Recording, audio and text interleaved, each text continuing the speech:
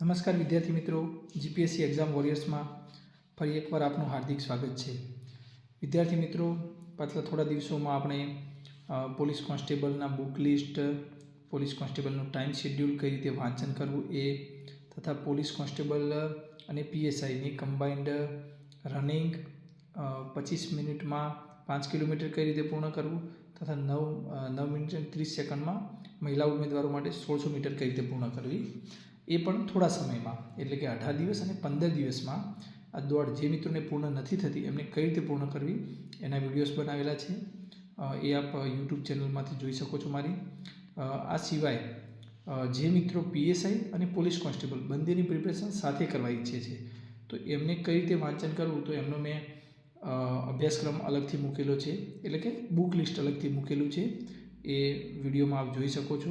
એ video પણ યુટ્યુબની channel ઉપર આપણે અપલોડ કરેલો છે, તો એમાંથી આપ જોઈ શકો છો. તો આજે આપણે જે બનાવેલું છે વિડીયો, તો એમાં મુખ્ય વસ્તુ કે સમય મર્યાદામાં કઈ રીતે પૂર્ણ કરી શકવું, એટલે કે શિડ્યુલ મુજબ. તો શિડ્યુલ આપણે કેટલા દિવસનું બનાવેલું છે, તો આપ અહીંયા જોઈ શકો છો. આપણે 3 ભાગમાં કર્યું છે ડિવાઈડ, એટલે કે 30 દિવસમાં પોલીસ કોન્સ્ટેબલ અને પીએસઆઈ બંનેનું આપનું સંપૂર્ણ અભ્યાસક્રમ પૂર્ણ થઈ જશે. તો એ આપણે કઈ રીતે કરી શકીશું, તો આપણે step by step one by one વસ્તુ જોઈશું. સૌપ્રથમ મિત્રો, જે આપને રનિંગ વખતે મેં કહ્યું હતું કે આપ સવારે ઉઠી અને 6 થી 8ના સમયમાં રનિંગ, નાસ્તો તથા આપની જે રોજિંદી એટલે કે સ્નાન, નાસ્તો એ બધું પૂર્ણ કરશો રનિંગ કમ્પ્લીટ કર્યા પછી. એના પછી આપ 8 થી 10નો સમયગાળો છે, એમાં મેથ્સના જે બુકમાંથી આપ વિવિધ જે ચેપ્ટર છે એ કરી શકો છો, વિવિધ ફોર્મ્યુલા શીખી શકો છો અને એની પ્રેક્ટિસ કરી શકો છો. 10 થી 11નો સમય છે, એમાં આપણે ગુજરાતી કરવાનું છે. ગુજરાતીમાં તો કઈ રીતે આપ ગુજરાતી કરશો, તો અડધો કલાકનો સમય આપણે ગુજરાતી કોઈ ન્યૂઝપેપર, એટલે કે દિવ્ય ભાસ્કર આપ વાંચી શકો છો, તો એમાંથી તંત્રીલેખ વાંચવાનો છે. અડધો કલાકની આપણે રાઇટિંગ પ્રેક્ટિસ કરવાની છે ડેલી, એ કમ્પલસરી. અડધો કલાક વાંચવાનું, અડધો કલાકની રાઇટિંગ પ્રેક્ટિસ. 11 થી 12માં ઇંગ્લિશ માટે, તો ઇંગ્લિશ માટે જે મેં કહ્યું એમ જે અક્ષરની બુક છે, તો એમાંથી આપણે અડધો કલાકે વાંચવાનું છે કે કઈ રીતે લખી શકાય, ટ્રાન્સલેશન કઈ રીતે કરાય, સેન્ટેન્સ બાય સેન્ટેન્સ, બરાબર. પછી પ્રિસિસ છે તો એ કઈ રીતે કરી શકીએ, સંક્ષેપે શોર્ટમાં આપણે કહીએ તો એ કઈ રીતે કરી શકીએ. તો એ અડધો કલાક વાંચવાનું છે, અડધો કલાકે રાઇટિંગનું પ્રેક્ટિસ કરવાની છે, બરાબર. સેમ વસ્તુ ગુજરાતીમાં, તો ગુજરાતીમાં અલગ અલગ ફોર્મેટ વાઇઝ આપણે અડધો કલાક વાંચીને અલગ અલગ ફોર્મેટ અડધો કલાકમાં લખવાનો પ્રયાસ. પહેલાં શરૂઆતના તબક્કામાં ફોર્મેટ દેખવાના કે નિબંધનું ફોર્મેટ, એટલે કે નિબંધ કઈ રીતે લખી શકાય, અહેવાલ પત્ર કઈ રીતે લખી શકાય, ગદ્ય સમીક્ષા, સંક્ષેપ, તો એનું, બરાબર. 12 થી 1નો સમય છે એ ભોજન અને પાવર નેપ, આરામ એટલે કે પાવર નેપ. પાવર નેપ એટલે કે 15 મિનિટનો રેસ્ટ, કે જે આંખો છે આપની જે થાકી ગયેલી હોય, સવારથી ઉઠી અને આપ જે એક ધારી નજરથી વાંચી રહ્યા હો તો સ્વાભાવિક વસ્તુ છે આંખોને થાક લાગે. તો એ સમય પાવર નેપ 15 મિનિટ એક આંખોને રેસ્ટ મળી જશે. એના પછી 1 થી 3માં આપ GS1 લેશો. હવે GS1 એટલે મેં GSના જે અલગ અલગ ટોપિક પાડેલા છે એ આપ આગળ જોઈ શકો છો કે GS1માં 1 થી 10 દિવસમાં કયો સબ્જેક્ટ લેવાનો, GS2માં 1 થી 10માં કયો લેવાનો અને GS3માં કયો સબ્જેક્ટ લેવાનો, એ મેં વિગતવાર સમજાયેલું છે. તો એક વસ્તુ આપ ધ્યાનમાં રાખજો કે 1 થી 3માં GS1, 3 થી 5માં GS2 અને 5:30 થી 7:30માં GS3, બરાબર. તો આ વસ્તુ આપ ધ્યાન રાખજો. એના પછી 7:30 થી 8:30માં આપણે ભોજન લેવાનું, બરાબર. એ ભોજન માટે મેં સમય રાખેલો છે. 8:30 થી 10 એ આપણે ગણિતની પ્રેક્ટિસ, એના માટે કે કોન્સ્ટેબલમાં 60નું વેટેજ છે, જ્યારે પીએસઆઈમાં 100 માર્ક્સનું વેટેજ છે ગણિત અને રિઝનિંગનું. તો જે આપ 8 થી 10માં સવારે કર્યું છે એ 8:30 થી 10માં 1.5 કલાક પ્રેક્ટિસ કરવાની. 10 થી 11 આપણે કરંટ અફેર્સ કરવાનું છે. તો આ મુજબનું એક આદર્શ શેડ્યુલ હોઈ શકે. હવે મિત્રો, આમાં આપ ચેન્જીસ કરી શકો છો આપની અનુકૂળતા મુજબ, પરંતુ મારા મત મુજબ એક આ આદર્શ શેડ્યુલ છે ને ફોલો થઈ શકે એવું શેડ્યુલ છે, બરાબર. તો આ પ્રકારે જાળવશો તો જે મેં કહ્યું એમ 30 દિવસમાં આપનો જે સંપૂર્ણ અભ્યાસક્રમ સારી રીતે પૂર્ણ થઈ જશે વિથ રિવિઝન, બરાબર. તો હવે આપણે આગળ દેખીએ છીએ કે જે 30 દિવસમાં PSI સાથે સાથે કોન્સ્ટેબલ બંનેનો અભ્યાસક્રમ કઈ રીતે પૂર્ણ કરીએ. તો જે મેં કહ્યું એમ કે 1 થી 10 દિવસમાં, તો જે ગુજરાતી માટે મેં કહ્યું હતું, જે ગુજરાતીનો ટાઈમિંગ આવે છે, તો એમાં જે લેખ જે વાંચવાના હોય છે, બરાબર, તો લેખ વાંચવામાં આપ 30 મિનિટનો સમય ફાળવી શકો છો અને 30 મિનિટ આપ લખાણ માટે પ્રેક્ટિસ કરી શકો છો. તો એમાં લખાણ માટે અલગ અલગ ટાઈમનું ડિવિઝન કરવું પડશે, બરાબર. એમાં જેમ કે પત્ર માટે આપ 12 મિનિટ, અહેવાલ માટે 14 મિનિટ, નિબંધ માટે 20 મિનિટ, સંક્ષેપ માટે 12 મિનિટ, એ પ્રકારે આયોજન કરી અને રોજ 2 ફોર્મેટ લખવાના. એ ફોર્મેટ શામાંથી લખશો? તો જે GPSCના જૂના પેપર છે એમાંથી પ્રેક્ટિસ કરવી. ઇંગ્લિશમાં જે અક્ષરની બુક છે એમાંથી જે પેપરના ટોપિક છે એ મુજબની પ્રેક્ટિસ કરવી. જેમ જેમ મિત્રો આપ પ્રેક્ટિસ કરતા જશો એમ એમ એ વસ્તુ આપની ક્લિયર થતી જશે.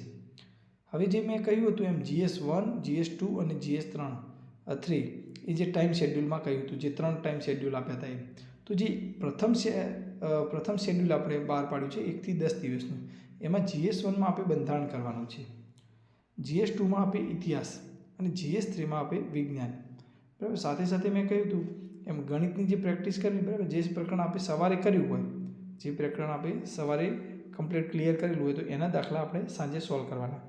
અને કરંટ અફેર્સ માટે મેં અગાઉ કહેલું છે બુક લિસ્ટ, બરાબર, કે યુવાની જે બુક છે એમાંથી આપણે વાંચન કરવાનું. સાથે સાથે તમામ ટોપિક છે એને કરંટ સાથે રિલેટ કરવાના, બરાબર, જેમ કે ઇકોનોમિક્સ, સાયન્સ, બરાબર, એ તમામ વસ્તુ. હવે એનો સેકન્ડ પાર્ટ એટલે કે 11 થી 20 દિવસનું શેડ્યુલ, તો જે મેં ગુજરાતી અને ઇંગ્લિશમાં કહ્યું હતું એ તો એની એ જ વસ્તુ ફોલો કરવાની છે, સેમ વસ્તુ. સાથે સાથે શું નવું? તો GS1માં જે ઇતિહાસ હતો એની જગ્યાએ ભૂગોળ થઈ જશે, GS2માં વારસો અને GS3માં ઇકોનોમિક્સ એટલે કે અર્થશાસ્ત્ર, બરાબર.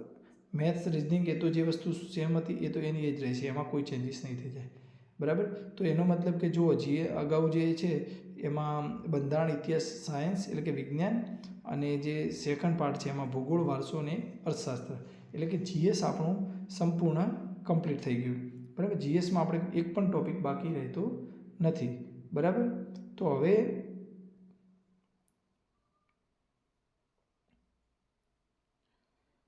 GSમાં એક મિત્રો એક પર્યાવરણનો જે ટોપિક છે, તો પર્યાવરણનો ટોપિક મેં આમાં મેન્શન કરી લીધું છે, બરાબર. તો પર્યાવરણનો ટોપિક એ બહુ નાનો ટોપિક છે, તો જે એ વસ્તુ પર્યાવરણનો ટોપિક છે એ મેં કહ્યું એમ જે છેલ્લો પાર્ટ આપણે જે રિવિઝનનો છેલ્લો ભાગ લઈએ છીએ એમાં પર્યાવરણનો ટોપિક આપણે ખાસ લઈ લેવાનો. તો જે રિવિઝન હશે તો એમાં પણ મેં જે કહ્યું એમ અગાઉનો જે તબક્કો હશે જે 20 દિવસનો, એમાં આપણે જે તમામ ફોર્મેટ છે એ ફોર્મેટ કમ્પ્લીટ થઈ ચૂક્યા હશે. આ ઉપરાંત આપ સમય મર્યાદામાં લખતા થઈ ગયા હશો. આપનું જે કન્ટેન્ટ એટલે કે અલગ અલગ મુદ્દા ઉપર આપ લખી શકતા હશો. આપના જે વર્ડ્સ આપની પાસે વોકેબ વધી ગયું છે, ઇંગ્લિશમાં અને ગુજરાતી બંનેમાં આપ શબ્દોને સમજી શકતા હશો. સારા સારા શબ્દો આપની પાસે હશે, એક એટલે કે એક સારા એવા વર્ડનું ભંડોળ આપની પાસે હશે, ગુજરાતીનું રીચ, બરાબર.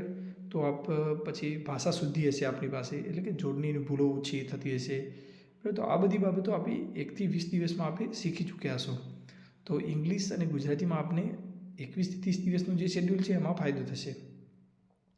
હવે રિવિઝનમાં શું કરવાનું છે? તો GS1માં બંધારણ અને ભૂગોળ, બંધારણ 5 દિવસ અને ભૂગોળ 5 દિવસ. GS2માં ઇતિહાસ 5 દિવસ અને વારસો 5 દિવસ. GS3માં 5 દિવસમાં આપણે સાયન્સ અને ઇકોનોમિક્સ બંને પૂર્ણ કરવાનું છે, કારણ કે આના માટે બંને ટોપિક નાના જ છે ઘણા, અને સાથે સાથે પર્યાવરણ કરવાનું છે, બરાબર.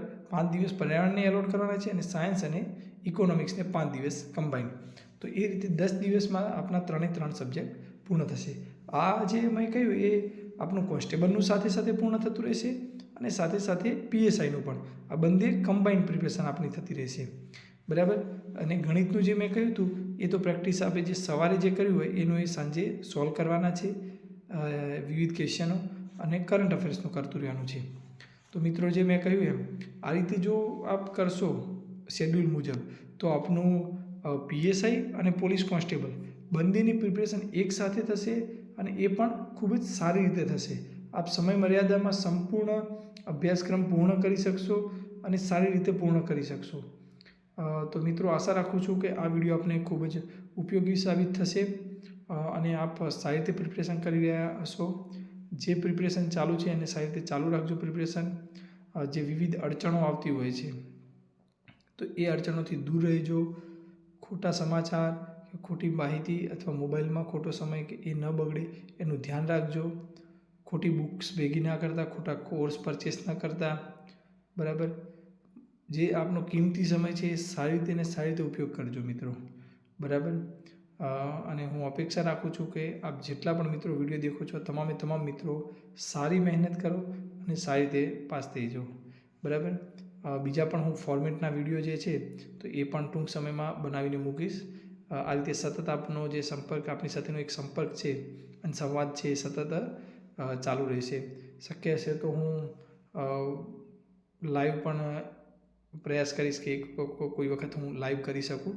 તો જે વિદ્યાર્થીઓની જે ક્વેરી હોય છે, સામાન્ય તો કોમેન્ટમાં વિદ્યાર્થીઓ કોમેન્ટ કરતા જ હોય છે, તો એના હું મહત્તમમાં બની શકે એટલો મહત્તમ રિપ્લાય આપવાનો મિત્રો પ્રયાસ કરું છું. છતાં પણ જો કોઈ મિત્રને સરળ ચૂકથી રિપ્લાય ના આપી શક્યો તો એ બદલ હું ક્ષમા ચાહું છું. મેં મારી પર્સનલ ઈમેલ આઈડી પણ વિડીયોમાં ડિસ્ક્રિપ્શનમાં મૂકેલી છે. તો ઈમેલ એડ્રેસ પર પણ વિદ્યાર્થીઓ ક્વેશ્ચન અમુક, જેમ કે કોમેન્ટમાં ઘણા વિદ્યાર્થીઓને એવું હોય છે કોમેન્ટમાં હું કઈ રીતે લખું. ઘણા વિદ્યાર્થીઓને એવો પ્રશ્ન કે આવો સામાન્ય પ્રશ્ન કઈ રીતે પૂછી શકું હું કોમેન્ટમાં. તો એવા મિત્રો મને પર્સનલી મેલ આઈડીમાં પણ પોતાનો પ્રશ્ન પૂછી શકે છે અથવા કોઈ સમસ્યા હોય તો જણાવી શકે છે. હું મહત્તમ કદાચ કોઈ મિત્રને રિપ્લાય આપવામાં થોડો સમય થઈ ગયો હોય, પરંતુ પ્રયાસ કરું છું કે શક્ય હોય ત્યાં સુધી તમામે તમામ મિત્રોને હું રિપ્લાય આપી શકું. તો ફરી એકવાર તમામ મિત્રોને પરીક્ષાની જે પ્રિપરેશન કરીએ છીએ એના માટે શુભેચ્છા. સારી રીતે પ્રિપરેશન કરતા રહો, સારી રીતે દોડતા રહો અને જે આપણી સફળતાની સફર છે, બરાબર, એ સારી રીતે ચાલી રહી છે. એની અભિલાષા સાથે હું ફરી એકવાર તમામ મિત્રોનો આભાર વ્યક્ત કરું છું. Thank you so much.